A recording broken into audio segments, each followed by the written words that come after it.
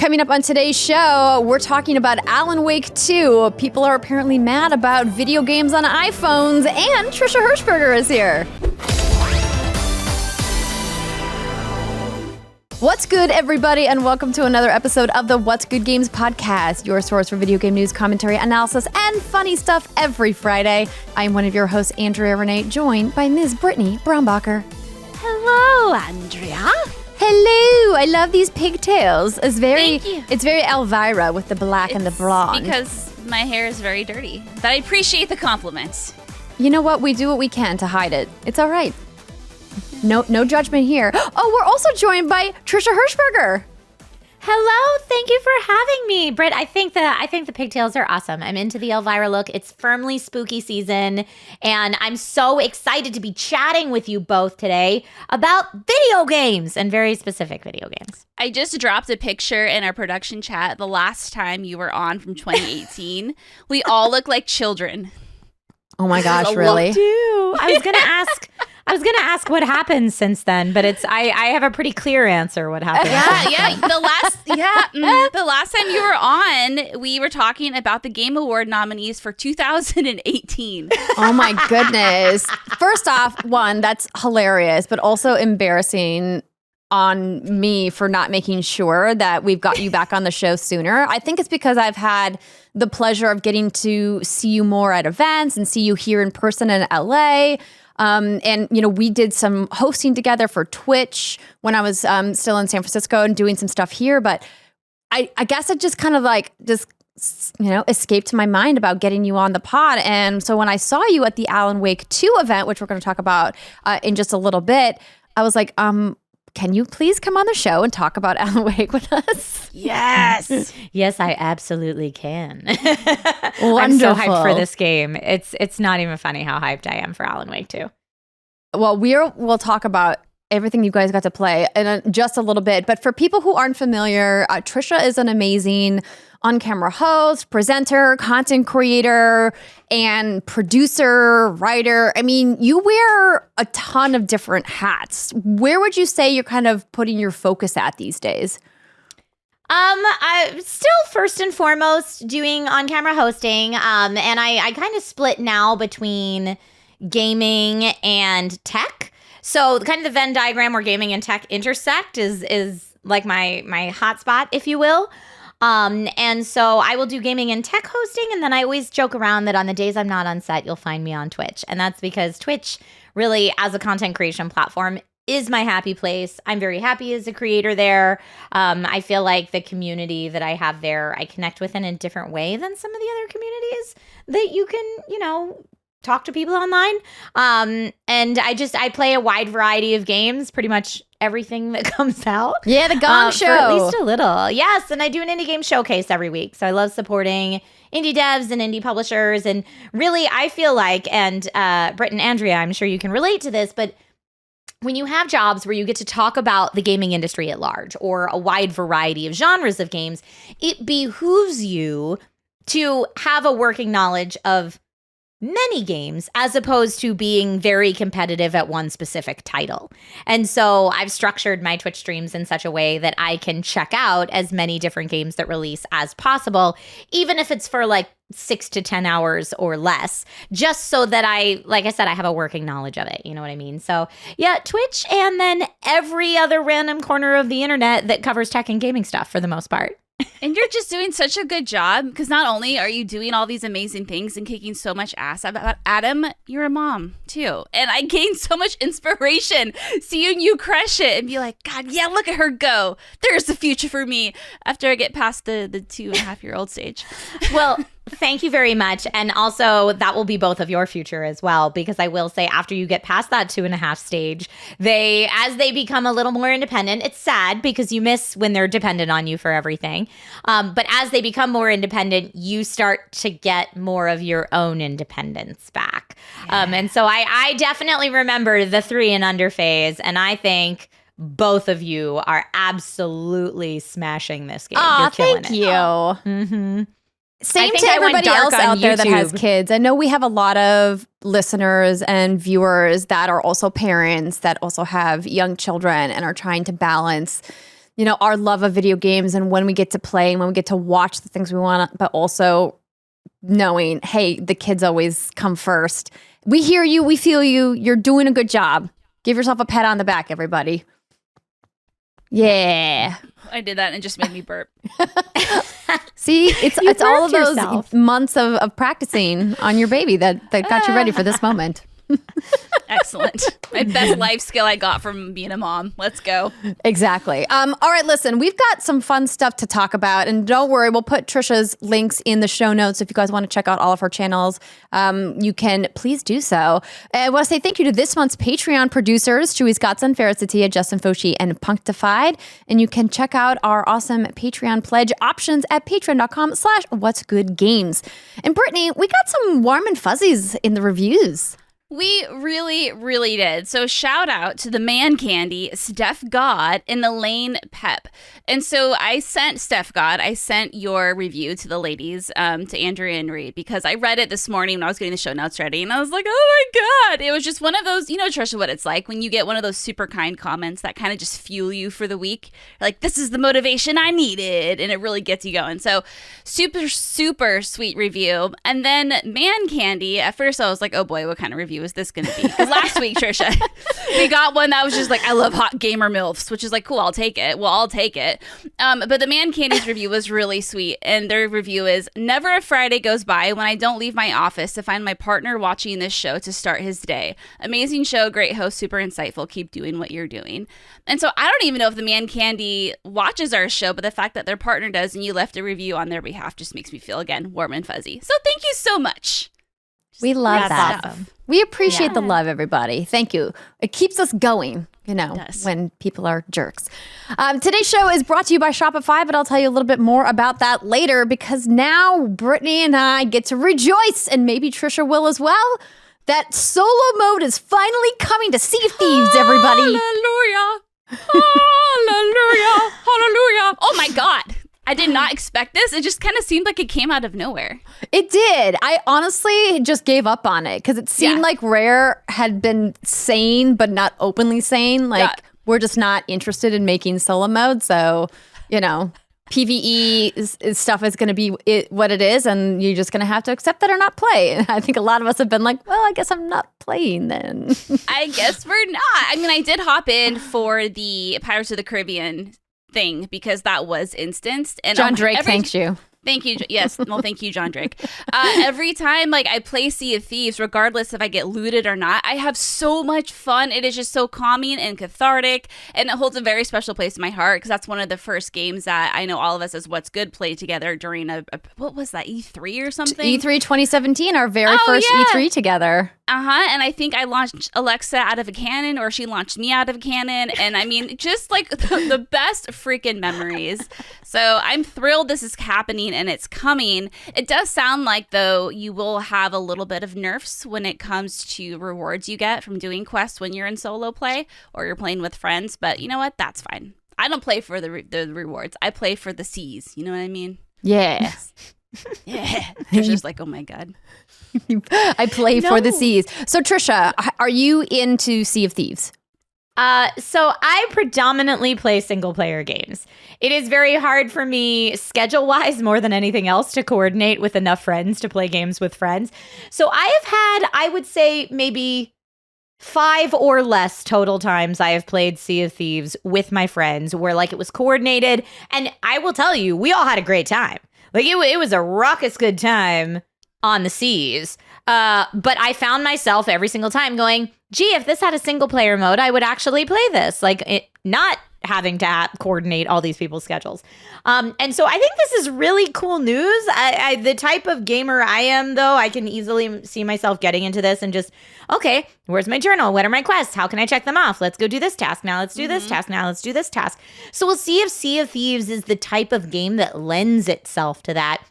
Or if it's really going to be more focused on, but the quests are one thing, but it's really about the experience you have exploring the world. And, if it's not with other players, then with other NPCs or, so we'll see. But I'm excited to see what Rare's got in store for us with a single player Sea of Thieves. It's also wild to me because I feel like they've always said they're not going to do it. So I'm like, oh, this is interesting.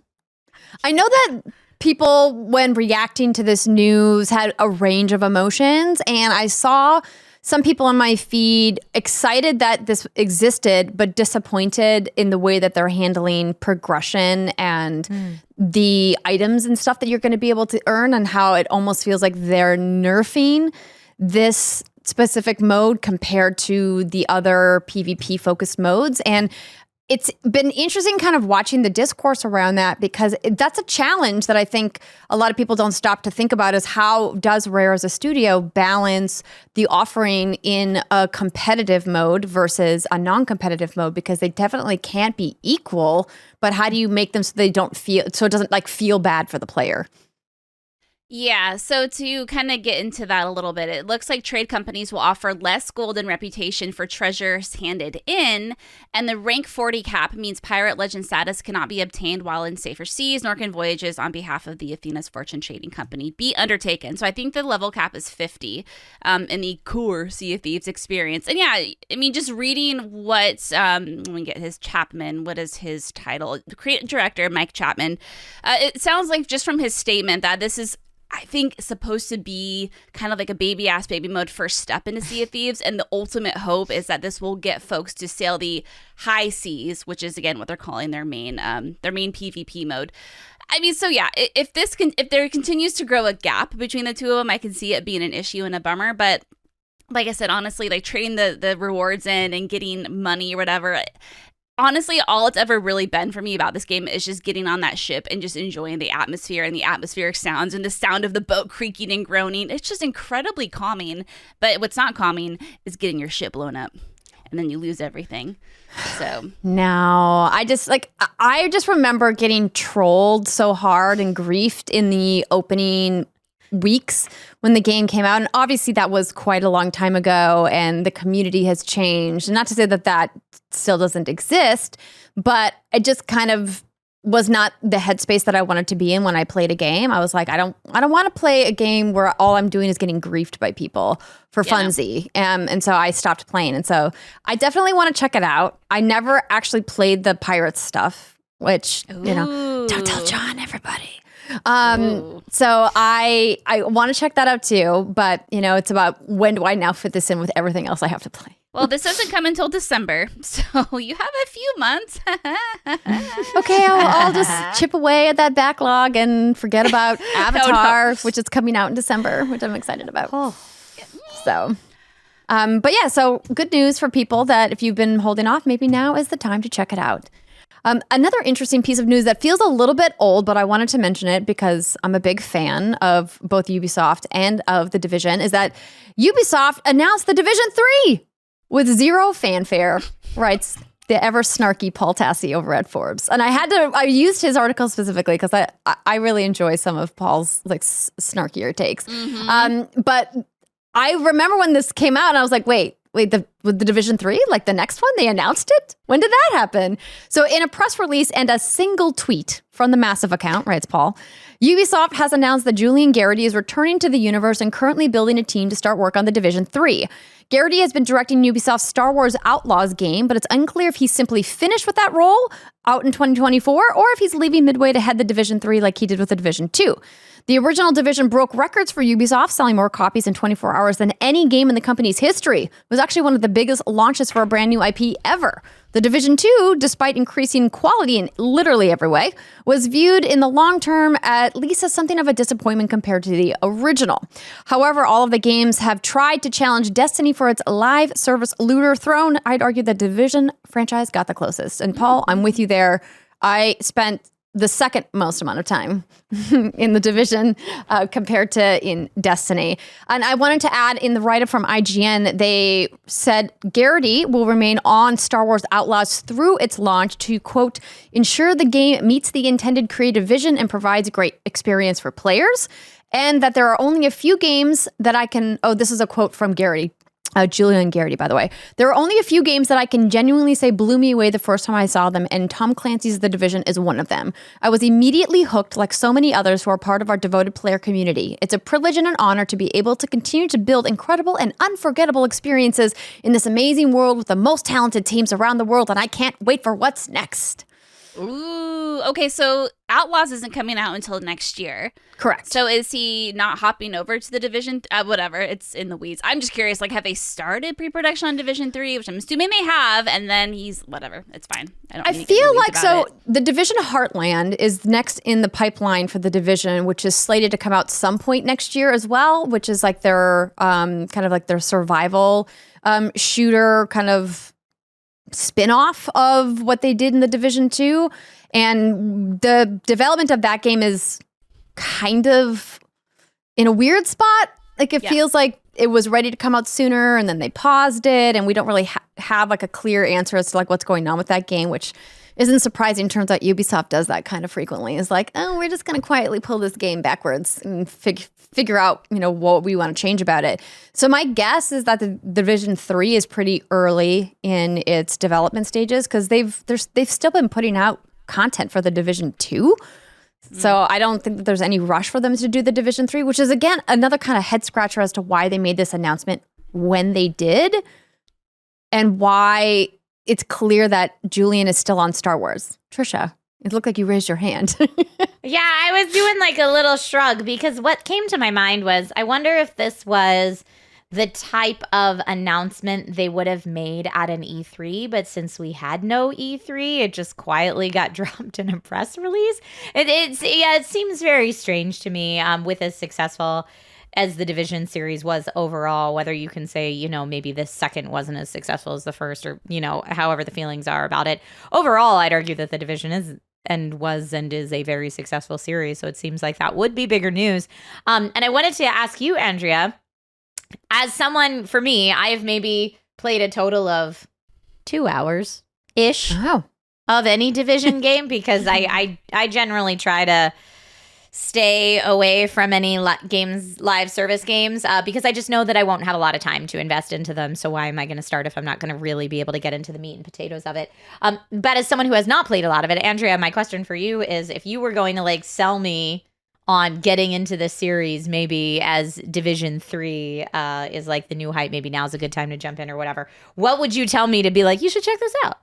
Oh, man. First off, What's Good Games has our logo in the Division 2 that you can use to customize, which is cool. That's the selling point. That's it. Julian was great to get that in. We have an official clan and stuff. It's tough because if you're not into first looter shooters, you need to like shooters, third-person shooters specifically, because that's what the Division is. It's a third-person cover shooter.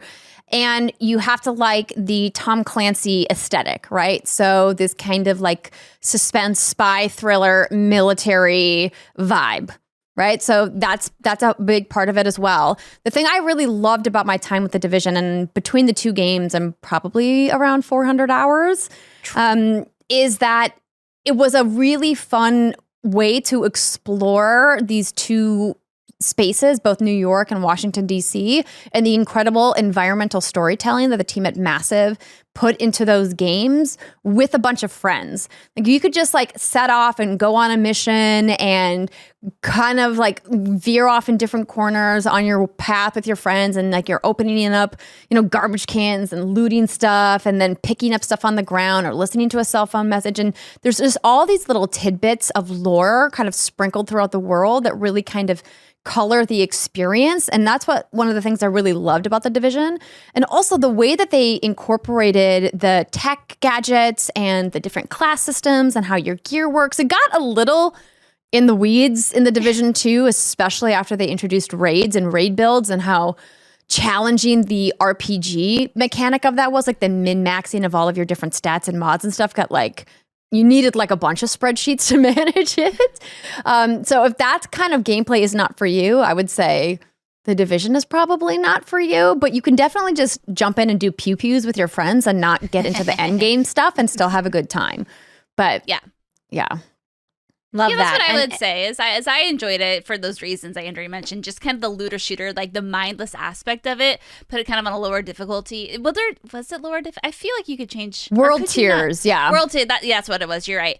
And just go through and mosey around. I never played the Division 2 like Andrea did, but I did play and finish the first one. But for some reason, the second one just felt more of the same, and I think that's why I ultimately just burned out on it. So I'm very interested to see what they'll do with the Division 3. I hope there will be some changes made, maybe a different location or something, because I don't know. It just didn't. Yeah, like Paul was right. Like it was better in every way, but for some reason I just could not get into it. Yeah. I don't know if it was like the DC setting or like the lore, the story. Who knows? But I mean, it was good enough that they're making another one, and I'm excited about that. Yeah, So- what a weird way to announce it, though. Generally, you announce this early if you're trying to recruit, but even this with like the Game Awards a few months away, it's weird to me. It's a little weird, and I don't know. I can't put my finger on it. That's what I mean. I think this is specifically a recruitment announcement because it says that in the longer blog post on Ubisoft that Julian is actively trying to build a team because Massive already is very busy, right? So in addition to Star Wars Outlaws, Massive is also working on another game as well. Oh my gosh. Are they doing Avatar? No, a different studio at Ubisoft is doing that. I can't keep track. I thought they had 3 big projects they were working on. I can't keep track of all these games, all the wars and the stars that they're doing. You know what I mean? Well, I mean, they have the Division Heartland, right? So that's something that they're also working on. Oh, no, they are doing Avatar as well. Frontiers of Pandora. That is massive. Okay. So they're busy. Yeah. They got a lot of games going on. So I guess they're hiring. So if you're looking for a game job, head on over to, there you go. to Massive's website, massive.se, and check out their game board. Okay. This next story, Brittany, I'm very excited to hear your take on. Okay. Resident Evil 4 Remake's iPhone 15 Pro version will cost $60. App Store listing reveals via IGN. So Capcom quietly revealed how much Resident Evil 4 Remake for iPhone 15 Pro will cost, with the mobile-centric version retailing for $60. On the App Store page, Resident Evil 4's pricing is tucked away under the in-app purchases section on the game's product listing page. A drop-down showcasing all the in-app purchases appears, with the top one including the base game retailing for $59.99, as you can see from a screenshot that I have in front of us, along with prices for other in-app purchases available for the game. So the in-app purchases are the weapon upgrade tickets, which you can get on any other platform you play Resident Evil 4, and they essentially let you just upgrade your weapon lickety split, but they do cost in-game, like real money. You can do it with in-game money, but if you want to just buy the microtransactions, you can. They're like $3, $7, $10, depending on the bundle you want, friends. Anyway, so this remake that cost $60 aligns with the debut price for PC and console versions when it was released earlier this year. And Apple has previously touted that the iPhone 15 Pro is a smartphone capable of console-quality video games, thanks to the device's A17 Pro chip. Another thing worth noting is that this purchase will support universal purchase, which means if you buy the game for your iPhone 15 Pro, but you also own an iPad or Mac that's equipped with an M1 chip or newer, you can play across all 3 of those devices without having to double dip. So that's where we're at. Now, Trisha, you said like your hot spot is technology and gaming and da-da-da-da. I would love to hear your take on this. So let me preface this with I'm excited that more games are coming to our iFriends out there.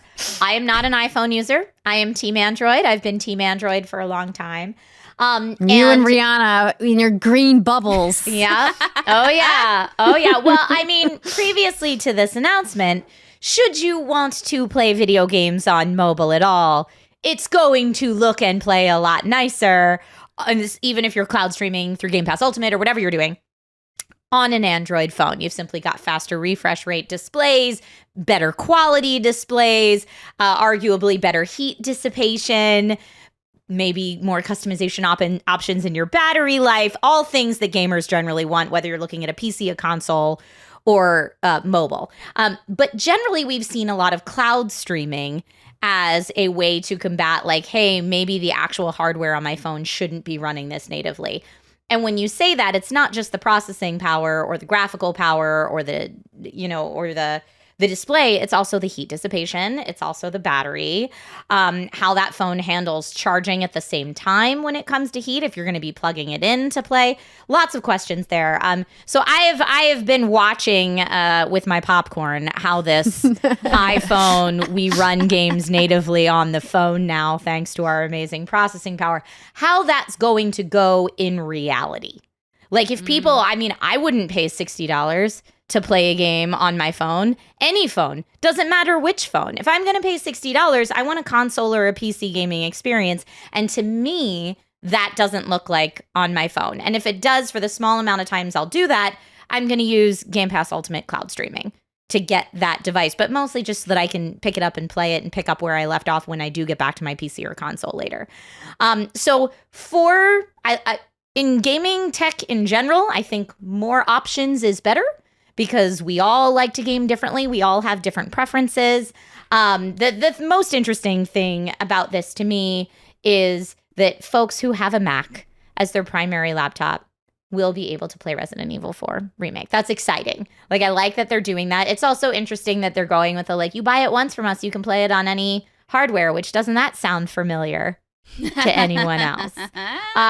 So, imitation's the sincerest form of flattery. So it's interesting to see Apple try to get into the gaming market. But that's my take on it, both from a, in general, mobile game perspective and also kind of the wider gaming tech industry at large. But I'm excited to hear what you both think of it as well. I think there's a lot of moving parts to this announcement, right? So first, there's no disputing that Apple has the technology and the hardware to run video games. Now, do they have the hardware to run a game like Baldur's Gate 3 versus Resident Evil 4 Remake? Remains to be seen, right? And I'm talking about on the hardware. I'm not talking about cloud streaming. I think we need to make that explicitly clear. Like the cloud streaming conversation is completely separate than I'm downloading a game on my phone. I think the sheer size of a lot of video games that are not specifically formatted or created for mobile, that are created for PC or console and then ported to phone, is going to be an interesting thing to watch, because that is forever a problem with mobile users, is that if you want to get that big 1 terabyte hard drive that Apple is offering now on the Pro Max, it's going to cost you. I mean, that's a $1,600 phone, right? And we talk all the time about how hard drive space is an ongoing issue for console gamers, right? So that's something that people are going to have to manage as well. You are going to be able to AirPlay and also connect a 4K display to your iPhone, which is pretty cool. But at that point, what is it for, right? And then I think it gets into the question of, if you're going to be gaming at home on your couch with a television, is a phone the best way for you to game when Xbox and PlayStation have offerings that you can get as well? And also, just goes right back to well, what about Game Pass and cloud streaming, right? Why wouldn't you just buy it there instead? I think Apple is clearly trying to expand their gaming offering. I've really enjoyed what they've been doing with their Apple Arcade program, and I've talked about that before, that I think it's a really fantastic offering for a low price to get this huge library of games that are all microtransaction free. There's no microtransactions. They don't cost anything. They're all part of your subscription. I love that. And I love that for people who want to game on their phone. I mean, people at Apple are seeing that year over year, more and more gamers are playing mobile games or playing games on their mobile devices. And Apple wants to get a bigger piece of that pie with their, very lovely 30% fee that they take from anything sold in the store. And so they're like, how do we get more publishers to put games that aren't these $2.99, $9.99, even $19.99 mobile games on the App Store? We need to make a more powerful system. And now this is clearly a direction that they're trying to go in. I'm with you, Trisha. I don't really have a desire to play a game like this on my phone at all. Yeah, on my iPad, maybe on my iPad. But that means I now have to buy another device to do that. So yeah, there's a little blurb in here I should have read. This port does include touch controls, and while this layout is supported, Capcom notes on the game's App Store listing that is recommend that players use a controller like the backbone for the best experience. And then also Resident Evil Village is coming out also on these devices for $39.99 in October. Yeah, I mean, Here's the problem. I think this is just going to be the normal. I think we see that $60 and it's quite a big sticker shock because, I mean, I'm a very, very casual iPhone game player person. And so when I see a price for $60, my knee-jerk reaction is like, oh my God, they're out of their mind. And it's like, no, like, you know, this is the same game. Capcom deserves to get, you know, their fair share of the, you know, like they should not charge less for this game. That does not make any sense to me.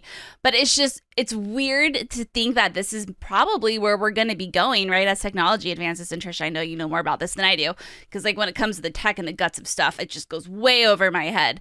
But, you know, maybe we'll start seeing, okay, actually, let me ask you this. Do you think we'll see a future where we see day and date AAA releases on iPhones? It's tough because, as Andrea brought up, storage is a major concern. Like, games that are designed for mobile first are generally light on the storage requirements. They're light on the processing requirements, not because the processor can't do it, but because what else is your phone doing at the same time? How is it charging at the same time? Is it getting hot at the same time? How long is that battery going to last if you're maxing out that phone's full capabilities? Like, I just don't know that taking something like Resident Evil 4, if you're going to have an optimal experience on the phone, even if you have an additional controller, even if you have it airstreamed to a larger display, like a console could do it so much better and cheaper. Now, of course, there is the idea of, but I only have to buy one thing and it does my everything. And that's a nice idea. But what if you get a phone call while you're playing and that was a phone call you wanted to take? So Do Not Disturb was maybe not the best option for you. Like, does it make sense to have one device that does everything for you? I don't know. I think that games that are designed for mobile first can be very successful on mobile given the hardware limitations of a phone. Now, maybe we will progress into a future where phones are equally as powerful to run games natively as your gaming PC or your console. But I still think we're a ways off despite what Apple would like us to believe. I would just point to Diablo Immortal. And when that game came out, there was a lot of people upset that it was a huge download, that it absolutely made your phone overheat, it drained your battery life.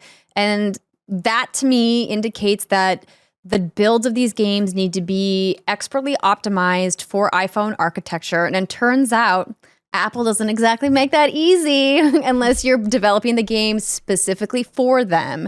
And these publishers aren't, right? Like, why would they develop purely for Apple products first unless Apple was monetarily incentivizing them to do so, right? Like, this is a branded deal that Apple is paying for them to, because they're focused on the main build of their game that's probably going to go out to PC and console, or just one or the other. And then, you know, it will eventually probably come to handhelds and then to mobile devices. So I don't think that this is going to be as widespread in the next, honestly, 5 years as people are making it out to be. I think it's part of our inevitable digital march to the future of where game development and game playing is going. But I think right now, this is definitely like an early adopter thing, which also people who are early adopters have all of these devices. They have probably a console. They probably have a gaming PC. If you can afford an iPhone 15 Pro Max or even just the Pro, you probably also have multiple. You probably have a Steam Deck. You probably have a Switch, right? Like, so this is not your only gaming device. So the idea that someone's buying a high-powered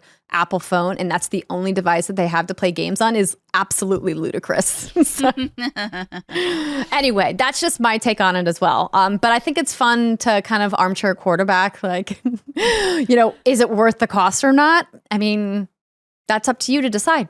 How much do you think the game is worth to you? You know? $10 billion, Andrea. $10 billion. Anywho, definitely going to have to try that in the wild. I am going to be getting that phone, by the way. I'm very excited about it. There we Just go. haven't decided when I'm going to be ready to pay for that down payment. So expensive. Thank God for leases. Okay. In case you missed it, everybody, some Star Wars awesomeness happened. This is where I do my obligatory take a shot. My husband, John Drake, works for Disney, everybody. Cal Kestis actor Cameron Monaghan said that he is currently working on a third Star Wars Jedi game. Dun, dun, dun. During a panel at Ocala Comic-Con? What is that? Ocala? No clue. Where is that? I feel like I gotta look that I'll up go now. to Google while you continue. To the Google my dear.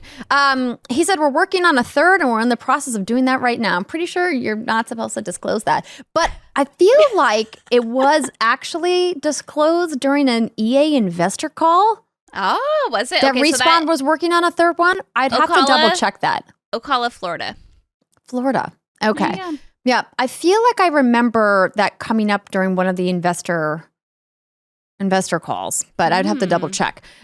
That's a big undertaking and there have been some conversations, but hopefully when all things are said and done, we'll be able to go in and make something really cool.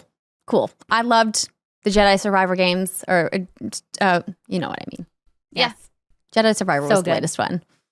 Fallen Order was the first one. Whatever the third one's going to be, I'm excited for it. Let's go.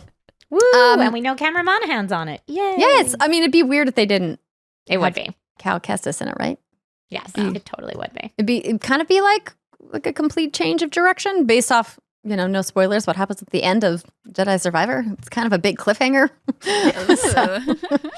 So I'm not surprised that they're making another one. They very much teed it up like there's more coming. So this isn't a big surprise. No. Great. Excellent. Not at all. Great. Like, I mean, to me, a studio like Respawn, who's owned now by EA, and that game did very well and was pretty much universally praised. It's like, why would they not keep making more? Feels Do you like not like money, friends? EA loves money. I don't know if you've heard. Turns out. But then again, who doesn't? Am I right? You're not Who wrong. doesn't love money? You're not wrong. I wouldn't be mad if I had more money. That sounds great. Sure. And Star Wars Eclipse is still alive. Did you guys remember this? So this was actually a really boss trailer that got debuted at the Game Awards.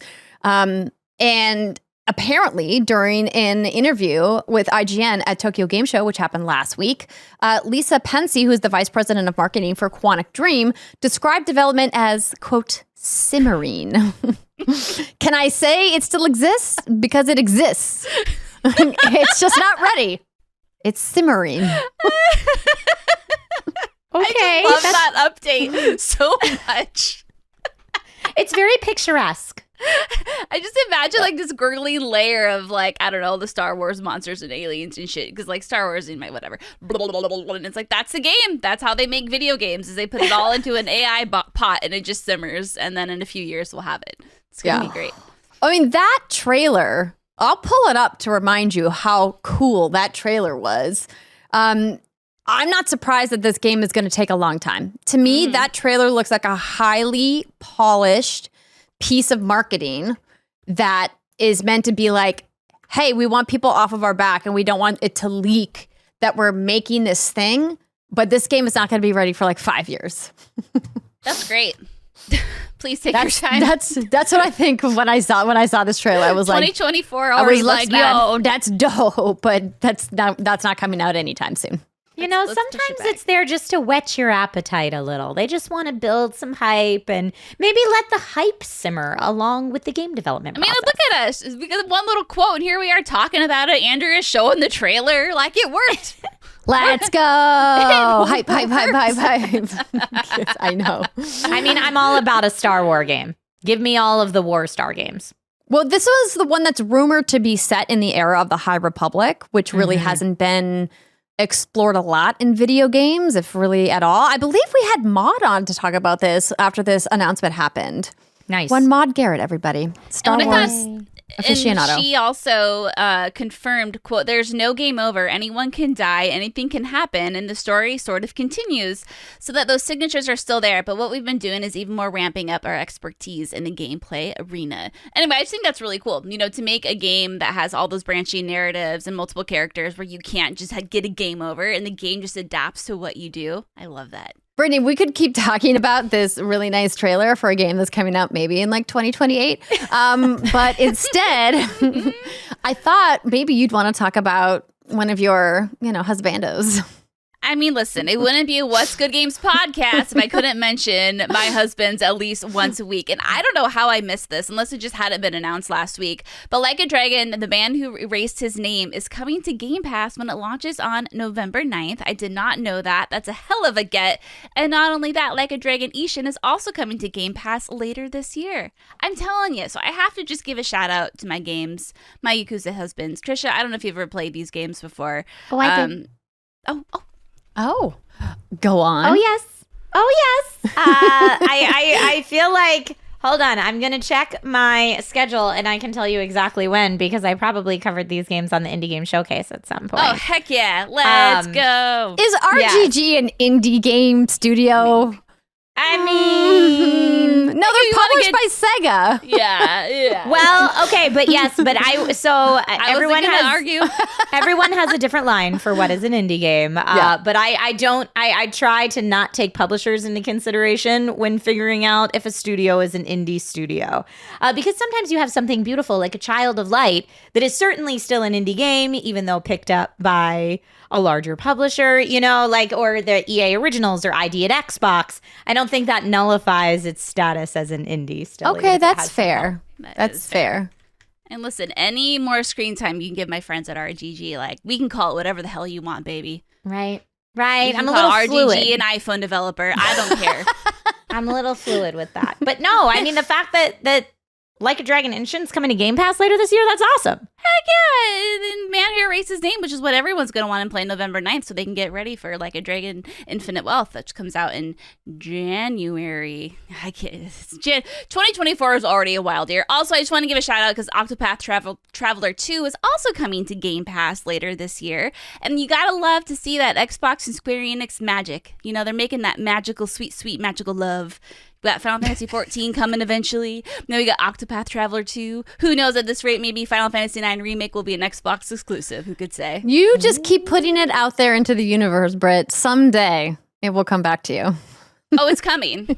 It's coming like a fucking bullet train, baby. I feel it. I tell everyone this in my loins. Don't get me started, Andrea Renee. Final Fantasy 9 Remake is official and it's happening now. I'm throwing shit in my office because I'm feeling so passionate about this. God bless you. And when it does happen and it does become a thing, we will play this clip and then I will Titus, whatever you want to freaking call him from Final. I will laugh in your face. And I'll have my moment. You're the And best. I'll have my moment. Who calls him Titus? Me. Okay.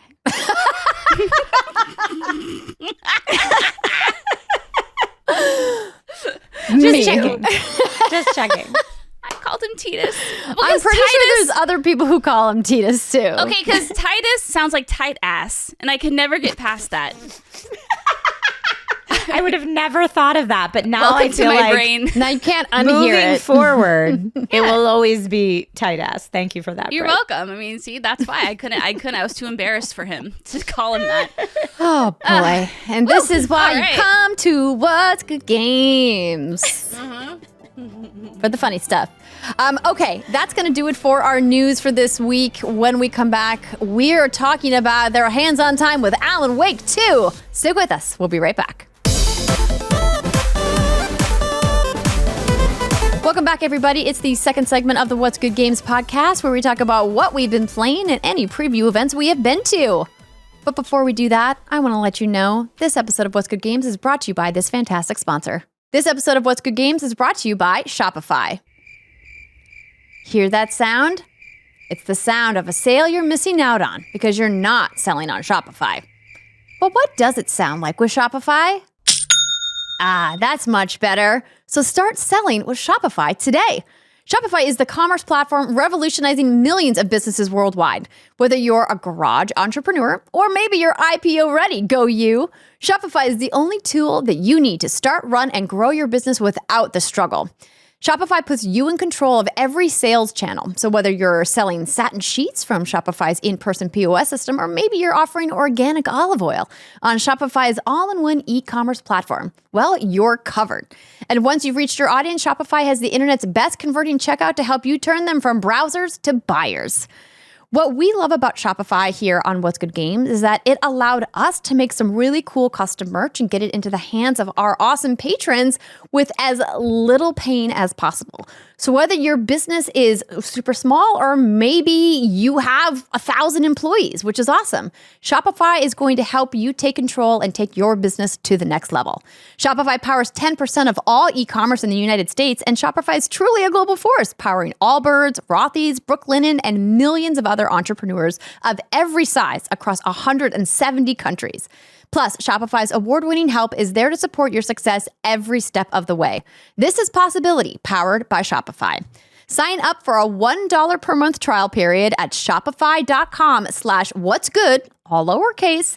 Go to shopify.com/what's-good to take your business to the next level today. Shopify.com/what's-good. All right, ladies, the time has come for us to talk about Alan Wake 2. Okay, so disclaimer first. If you guys saw my Twitter page, you maybe saw that I had the amazing opportunity to host a really cool panel at the Alan Wake 2 event. So thank you to Remedy and Epic Games for inviting me to come be a part of the event, which was super cool. So it meant that I didn't actually get to play the game because I was working on the panel, which was awesome, which we'll talk about in a second. But I just wanted to let everybody know that I officially, worked on something for the game. So if you think that that's going to color your opinion of my thoughts, just want to, put that disclaimer out there for you.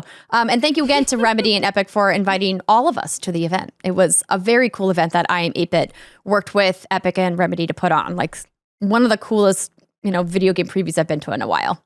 It was hands cool. down. Just the ambiance and the surrounding decorations, and even the spot where we got to play the demo. We were all in these little mini cubicle wall things, and there's notes pinned to the walls. It was just really cool. And then they had these Cult of the Tree members walking around in their deer masks and big robes and just lurking. I didn't even know they were there half the time. Trisha, I'm assuming they lurked behind you too. Oh, I think they targeted me. You know how sometimes you go through Halloween Horror Nights or a haunted house and they target who the scaredy cats are? I think those cultists had me eyed up for a while because almost every time they came over, I jumped out of my seat. It was awesome. That's exactly what I wanted from that preview event. And Andrea, you totally killed it hosting that panel. I have some photos here from the event space that they sent over. So I'm just kind of scrolling through those over at youtube.com/what'sgoodgames if you want to check them out. Cool. But yeah, the whole space was awesome.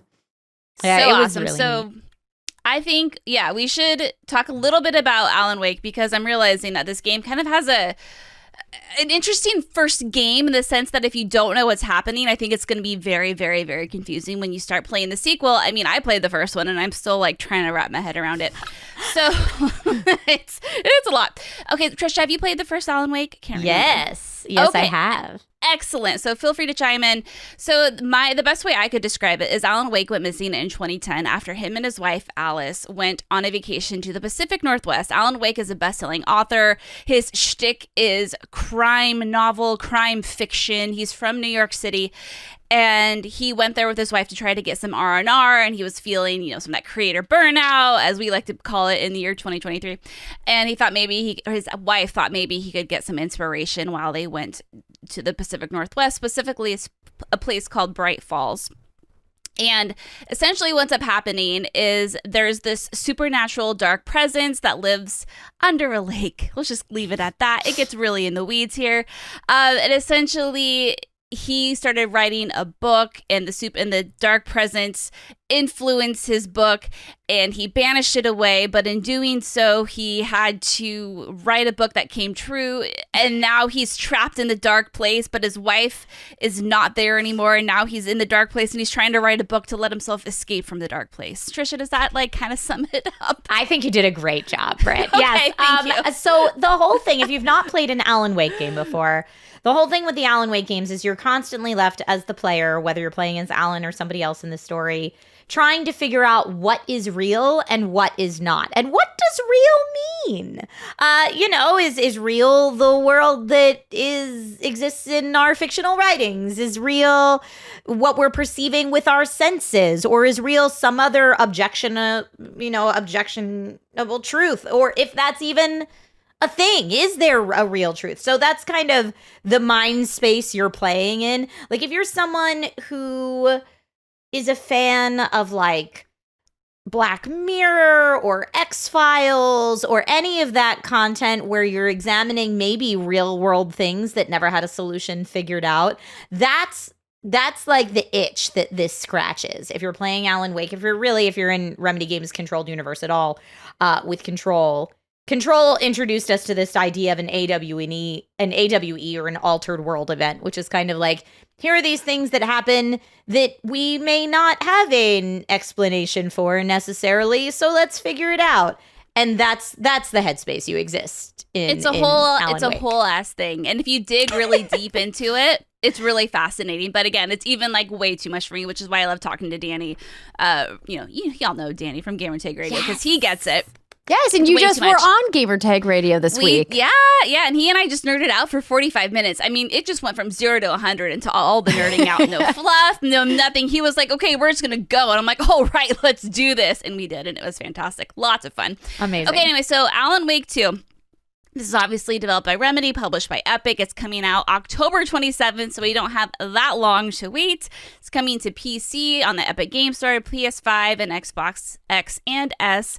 Digital only. The standard edition is $49.99, which kind of blows my mind, and the digital deluxe is $69.99. The fact that this game is $49.99, just based off of the preview alone, is like, how? It's wild. Wild. Absolutely wild. Okay, so that's kind of the premise of Alan Wake, is he is now in the dark place. And the dark place, for those of you who don't know, it's this shifting reality that reacts to Alan's subconscious, and basically whatever he thinks of and whatever's going on, it like reacts to that and forms and shapes. And which is why it looks like this crazy, weird neon New York City. Anyway, but the thing is that you have two characters this time around, two protagonists. You have Saga Anderson and you have Alan Wake. So during this demo, we had the opportunity to play both of the demos. Each, I think, Trish, was like 90 minutes each, right? Mm-hmm. And there was an objective, a start, middle, and end to each demo. Unfortunately, I got very sidetracked, surprising no one in the Saga Anderson demo, to the point where I had to have someone come over and tell me to get back on track because I spent too much time exploring the woods and finding the puzzles and the optional content. Whoops. But Trisha, let's start with Saga's campaign because I feel like that one is much easier to kind of wrap your head around. Do you want to kick it off? Yeah, I mean, Saga's campaign, we were in the area of Watery, and really, you're kind of thrust right into, I know this is what we were just talking about on like a broader spectrum, but you're thrust right into a fact versus fiction situation where Saga is meeting some residents from this town. They're on, so I don't know if we've said this, but Saga is, she's a detective. So she's there investigating some stuff that's gone on, and she meets people that are like, Saga, welcome back. We've kept your trailer for you. And she's like, what? Because she doesn't remember ever living there or these people who all seem to know her. So we're thrust right into, like I said, this kind of fact versus fiction situation where we need to figure out how these people have formulated their reality, how it's different from our reality, but it's constantly making you as the protagonist question, are these things that happened that I just can't remember? And if so, why? Was there something that happened that I can't remember? And just being put in that headspace is very creepy in general. So it immediately sets the tone for a game that's probably going to freak you out. I can see right now we're kind of looking at Saga in the sauna. Saga in the sauna. And this is actually one of the parts that I really loved about Saga's part of the campaign is, Remedy has said that Resident Evil obviously is a big inspiration. This is their first attempt at true, air quotes here, survival horror. And what I love about the beginning of this is that, you are in Watery, in all this atmospheric storytelling.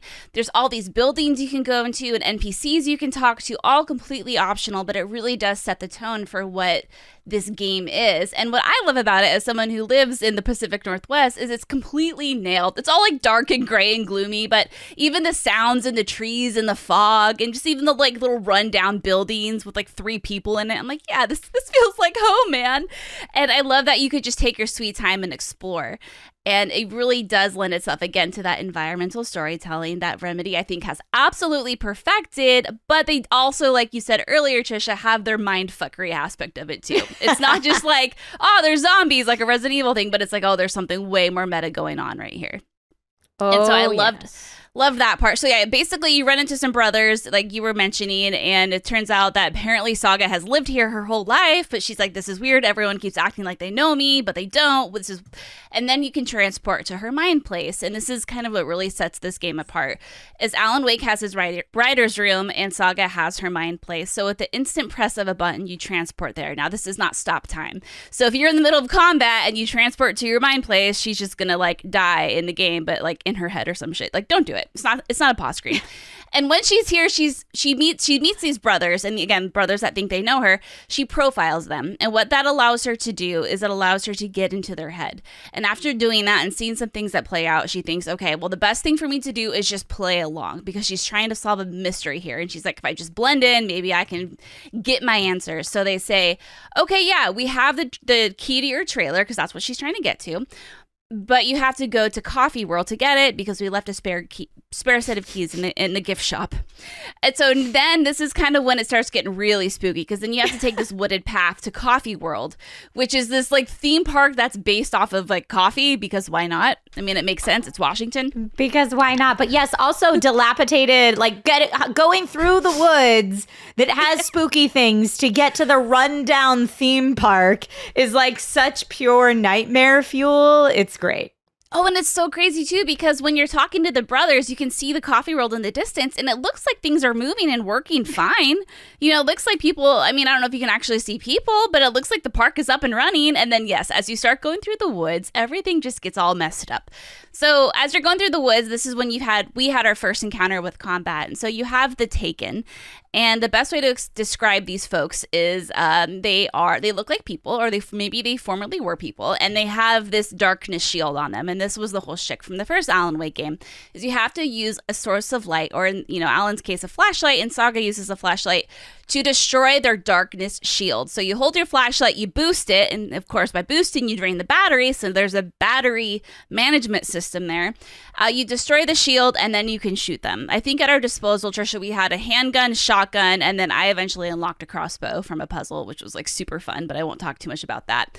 And then, yeah, I mean, the combat felt quick. It was fluid, it wasn't clunky or anything like the first one was. I've had a lot of questions about that. And the Taken this time around are so freaking creepy. Trisha, were you surprised by how fast they moved? I was surprised by how fast they moved. And also, for those of you who are feeling like the first Alan Wake's combat is clunky, I think there is a very intentional design to that in terms of needing to go through a multiple step process to take down the Taken. You need to not only touch them with a source of light, but touch them in a certain way with a source of light before you can do any kind of physical damage to them and eliminate the enemy. So that part of that is still there. However, I'd say what Remedy learned in the combat of Control, you can definitely feel incorporated here too. So it does feel a little smoother when you're navigating, but the gameplay that we're looking at right now in Coffee World with Saga, you're in a confined space, and that's intentional. You're not meant to be able to run away or move. You need to figure out very specifically how to take down these series of enemies. And I am woman enough to admit, Britt, I died a lot. I died so many times there in Coffee World. That's that survival horror aspect of it coming into play, right? Versus the more action-focused roots that Alan Wake, the original, had. And it was interesting hearing Sam Lake talk about that specifically during the panel that we had about how it was a really big challenge for them as a studio to go in this direction. And at surface level, it's like, oh, it'll be easier to do a less action-focused game. And he's like, actually, it ended up being much harder. Yeah, because the Taken this time too, as your Saga, they're coming from you all directions, and they have that darkness shield that you have to dissipate. And they move real fast. Like, they will just glitch right in front of you or right behind you. And then it's like, oh, crap. Like, which one do I take care of first? I saw, like, a dark wolf. Like, there was a wolf, a dog. I don't know if you ran into it, Trisha. That was really fast and hard to kill, too. The enemies are just more twitchy and gurgly, and their voices are all, like, bleh, and all distorted. And it's just far, far more disturbing than they were in the first. So if you love your survival horror, I feel like Saga's campaign is where you're just going to get it. You're just going to get so much of it. And I'm very, very excited for that part of it.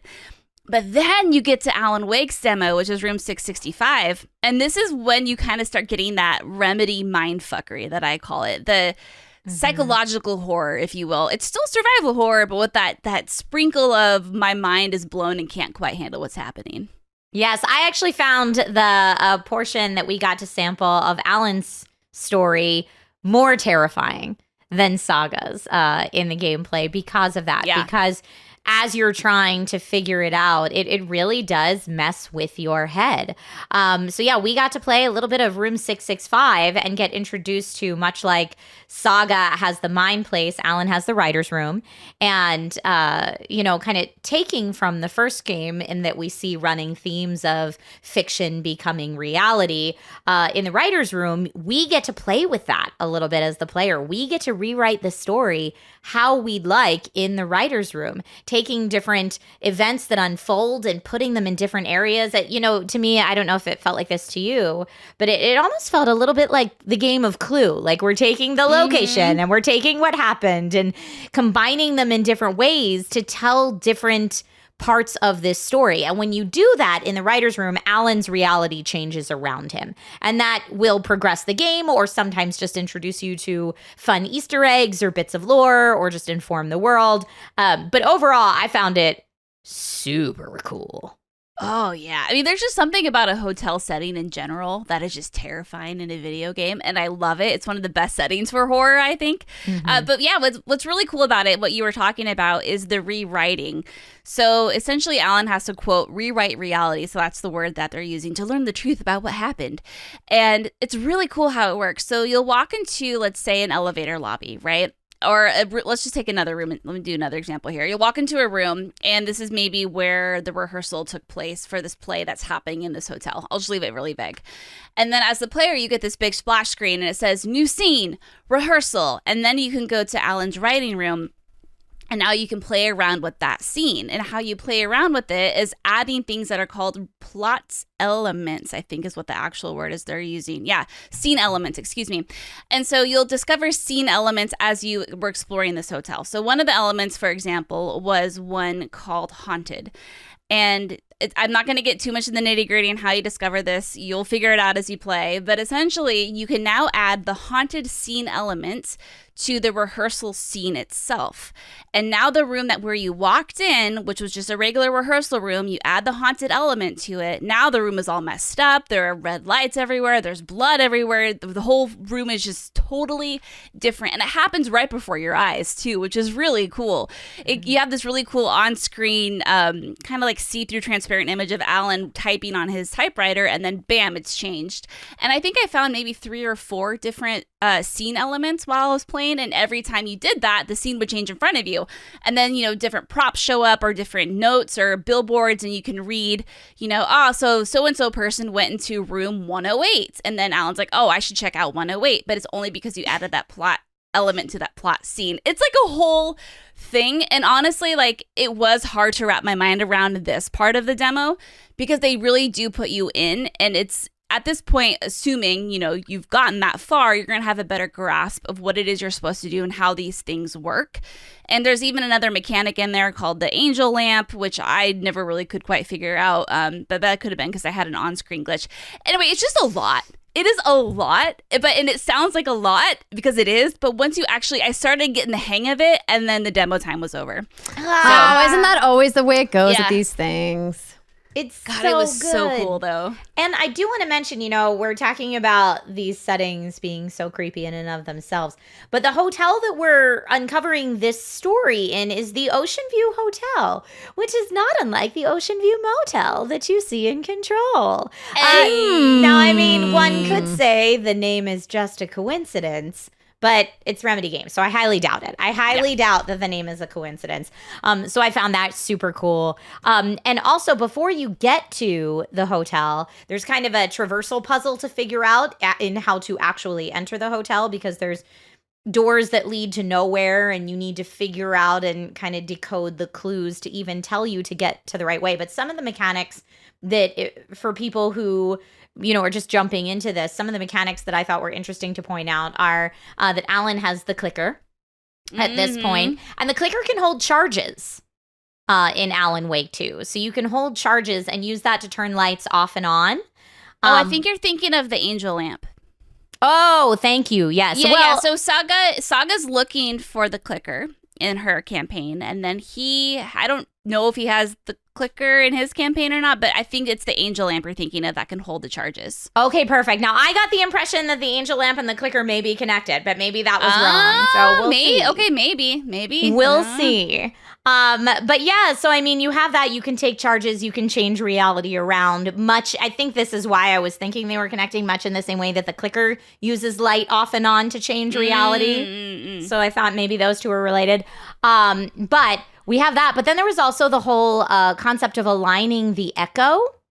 Oh, yeah. Which I thought was really interesting. And so you can find these kind of spiritual looking orbs, you know, when you see like ghost hunting documentaries and stuff, and we're all trying to find the orbs, you can find these orbs and align the echo in order to uncover clues that will then give you more fodder to use in the writer's room as Alan, as you're going through, which was really neat.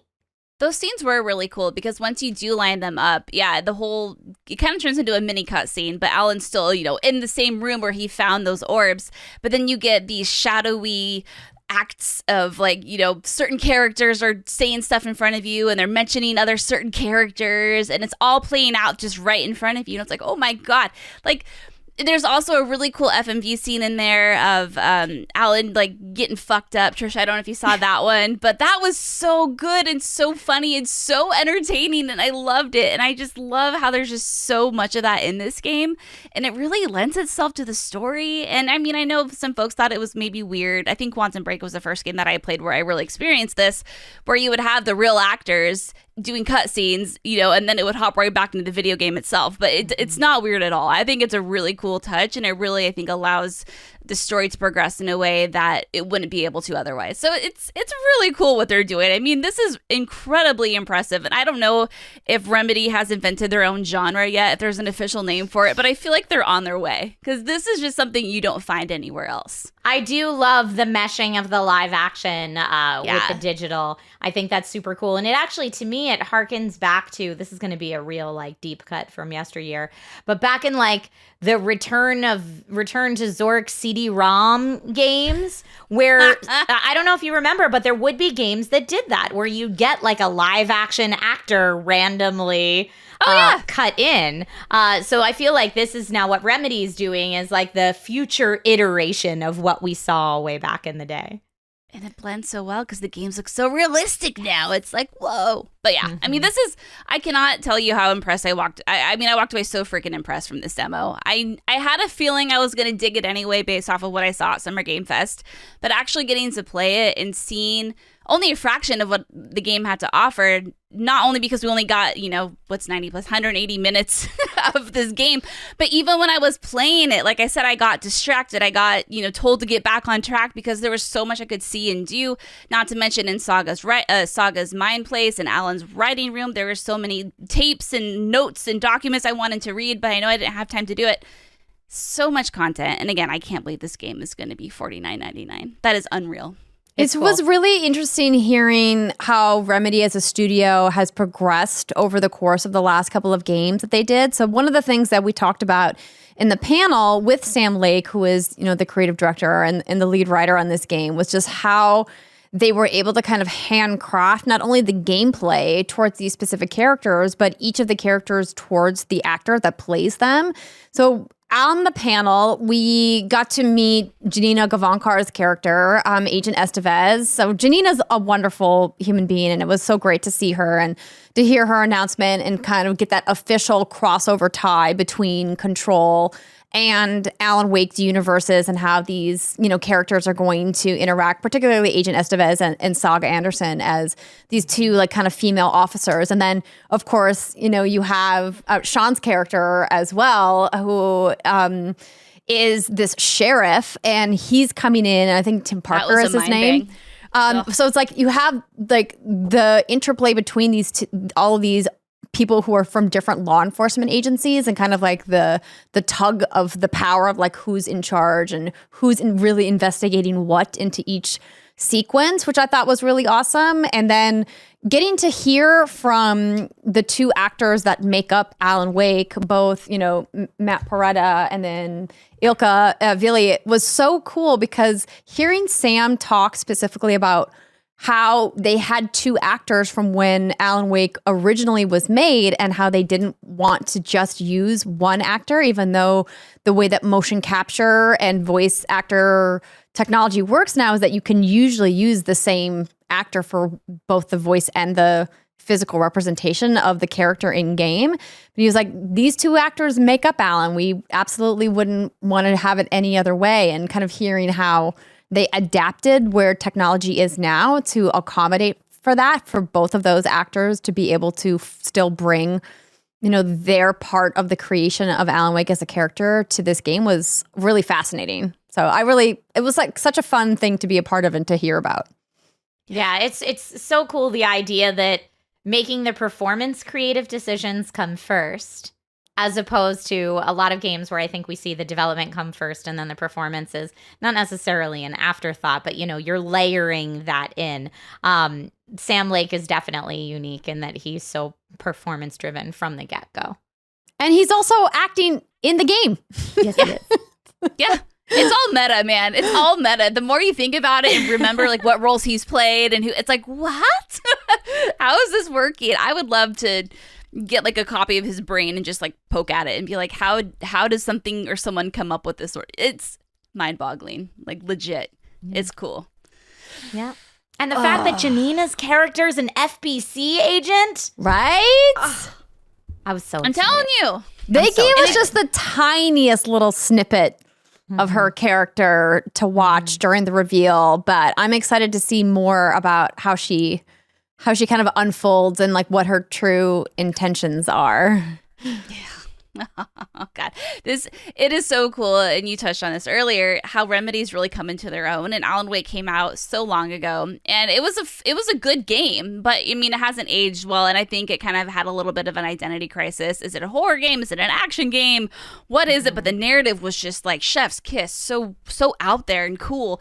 And now they've had Quantum Break and Control, and they've done other stuff, and now they can really go back to Alan Wake, and I think and give it the vision that maybe was what they had originally. And just from what we've seen, it's just so well executed that I think this is you can't miss this game. Like if you love survival horror, it's just must not miss. Like they're doing some really fascinating gameplay stuff here. But all of that said, Andrea, are you gonna play this, or are you like, it looks a little too spooky for me? Okay, so that I went out on a limb and did Resident Evil 2 Remake when it came out. Thankfully, Capcom put baby mode in that game. So like when Mr. X was chasing me, I didn't completely pee myself. Even though still the footsteps haunt me to this day. But that said, I absolutely want to check out this game. Now, I'm going to fully admit, I've actually never finished any of Remedy's games. I've started them all, never finished them. And I don't know if it's because I get lost in the narrative or if because the mechanics aren't grabbing me. But my tastes as a gamer have absolutely changed over the years. And I absolutely appreciate more survival horror experiences, more narrative and environmental storytelling, like that kind of slow approach to games. I like a lot more as a much older adult than just like my fast shooty pew pews, like, shoot all the things as fast as possible. I mean, you guys know who listen to the show. I talk about the power fantasy of video games and how I love that and why survival horror is really hard for me because I play video games to have the power fantasy, and that's absolutely the opposite of what a survival horror is trying to do, right? Yes.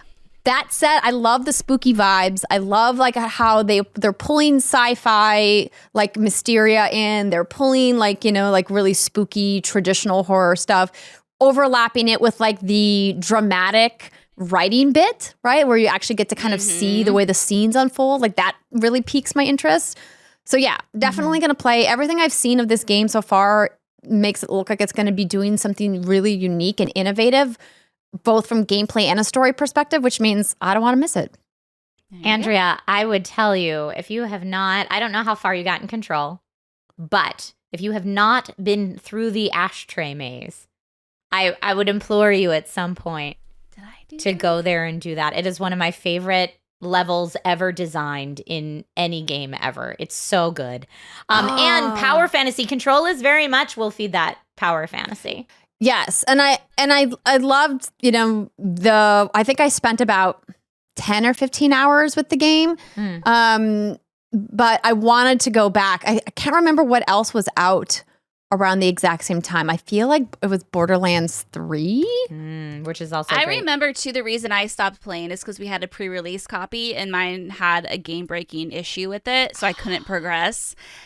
Sometimes that happens when you play games pre-launch. And I think by the time I had moved on to something else. Maybe that was the game. But Yeah. I love Control. It was really cool. It was, again, a mind fuck.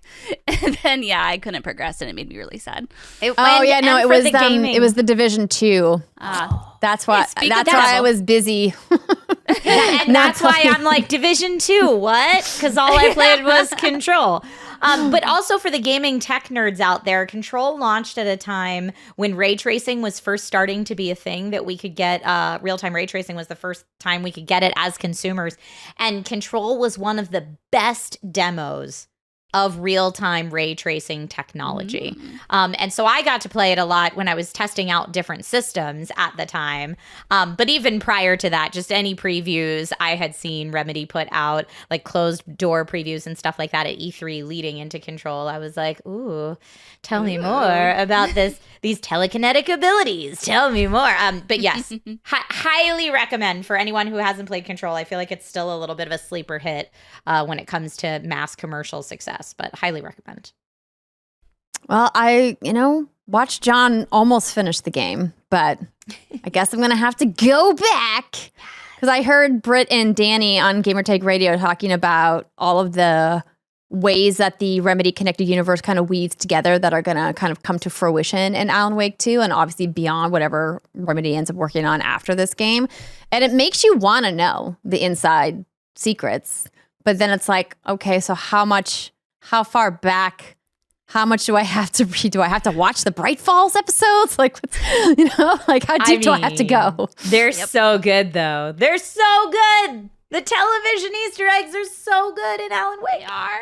And Control games, so good. Yep. I love it. I love it so much. They're really good in Alan Wake 2. I admittedly spent too much time watching them when I wasn't supposed to, but they were good, and that's all I'm going to say about that. Yep. So much to discover. Well, thanks again to Epic and Remedy for having us out. It was a really fun experience and a really cool event. We are getting to the end of our time, but Trisha, since you're here, and I know you are nerdy for fantasy narrative the way that I am, I want to ask, have you been watching Wheel of Time Season 2? No, I have not. Okay. I like a dark fantasy. Where it's a lot of politics and murder and stuff. I don't know what that says about me, but the Wheel of Time series is not one that I've been like, oh, I absolutely have to check that out yet. But tell me why you love it. Should I be? Well, for people that are into Wheel of Time and have read the books or watched the first season, like season 2, which I tweeted, I was like, this came out of nowhere. I feel like they stealth launched season 2. I didn't see a single piece of marketing for it, and I'm absolutely the target demographic for that show. As somebody who loves the big stuff that Amazon Prime Video has been doing, season 2 is so much better than season 1 in a variety of ways. And I'm just very excited about it. I binged the first 6 episodes that are available. The last 2 haven't released yet. In a matter of 48 hours, because I was that enraptured by everything going on. Nice. And I know that hardcore fans of the Robert Jordan and Brandon Sanderson series are divided between how the showrunners have been portraying some of the characters, because ultimately, when you have a 15-book saga, you have to make really hard choices for some storylines and characters, and you're never going to appease the fan base overall. That's just you gotta kind of toss your hands up and go, listen, it's never going to be perfect for every fan. But what I think they've done has been really cool. And Amazon just bringing the budget for cool magic representation on screen, lots of cool CG, amazing costumes this season, some of the different factions in the world represented through the cool costumes that they wear and the set locations, just I'm so glad that Amazon has money to spend. Am I sad that they're not saving some of that money for the thousands of employees who could use higher wages? Absolutely. But did it make a really cool TV show? Heck yes, it did. Awesome. Well, maybe I'll add that to my next book series that I'm going to read after I finish re-listening to Gary Whitta's Gun Dog.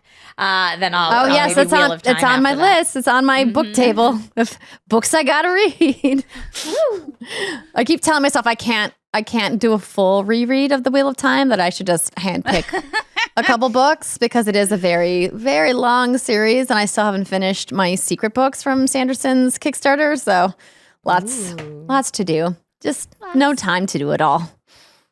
I just finished a good re-listen of the Witcher series. So good. Ooh, nice. So fun. Love it so much. But yeah, I I like read those. I love those books. I think they're great. Real fun. But thank you, ladies, for having me. This has been so fun. Thank you so much for coming on to join us for the show. We should definitely do this more. I would love that. Honestly. Especially when it comes to tech stuff. You're my go-to girl now. Like, I love the way you speak about it. I'm like, I can understand what she's saying. She talks about guts and chips and heat dissipate, whatever the fuck word you use. I'm like, let's go. Well, I try to talk about tech in terms that everyone can understand. I've had a good long career of simplifying tech concepts in video form. Thank you. Bless you, and that's dear. why I love watching your stuff on Instagram. Thank you. You have really fun videos, like all the cool stuff that you made at CES last year. Yeah. Oh, CES was so fun. Yeah, I love CES. I try to go to CES every year. And Andrea, it's so good to see you there when you get a chance to go. It's nice. Yeah, it's fun. It's a wild show, and I imagine this year it's going to probably be back to its like pre-pandemic form. Because the last 2 years, last year was pretty big. The year before that was like very like anemic. So I think people were just not quite ready. But I feel like now everyone's like, pandemic, schmandemic. Who cares if there's a COVID surge happening and there's a weird new mutation that you should get your booster for, get your shots, everybody. I feel like the world has moved on, and tech in particular is like, we got lots of stuff. Yeah. Well, who cares about that chip shortage? Let's go. Vegas is ready to go. And you know what? All of the chip shortage, GPU shortage, we're beyond that now. In fact, now there's way too many GPUs, and you can get smashing deals on all of them. They can't get them off shelves fast enough. So we've gotten to that point of Yay! It's exciting news. Yeah. I didn't even know that. So see. Yeah. Well, you could watch Trisha's stream too on not only on her Twitch channel, but she has an Amazon channel where she streams stuff too. Oh, yeah. Amazon Live. I've actually really pivoted to doing live tech reviews because I think that they're more fun than pre-recorded reviews. You can make a 40-minute YouTube video where you think you've discussed everything about everything, and then someone will ask a question in the comments that you're like, I totally forgot to talk about that one little thing. Whereas when you're doing tech reviews live, if anyone has any questions, you can answer them in real time. And I like it being more of an interactive conversation going over a product than here's the report that I've written about this product. I don't know. It feels more organic and fun to me to do live tech reviews. So I've been doing a lot of that on Amazon, which is great. Playing a lot of games live over on Twitch, which is really fun. And I have some news to announce. Ooh. Yeah. So I officially have the go-ahead. I can talk about this as of today, I think, as of the day that we're recording.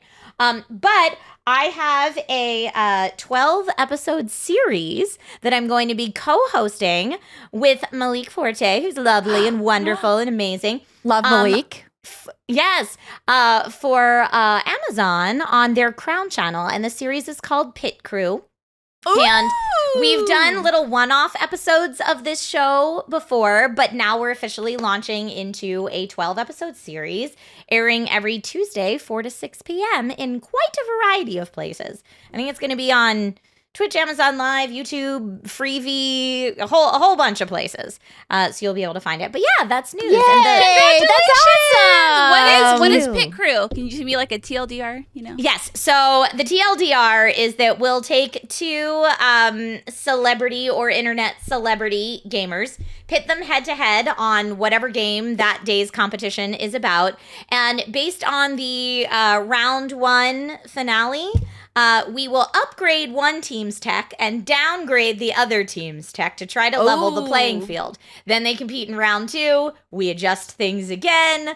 And then they compete in round 3 to see who is the ultimate champion in whatever game we're playing that day. So it's a little esports. It's a little PC modding and building. It's a little going through the peripherals of yesteryear. I mean, think things like, I don't know, maybe playing Mortal Kombat with a Guitar Hero controller, so wrap your brain around stuff like that. Why are you making people do that, Trisha? Why?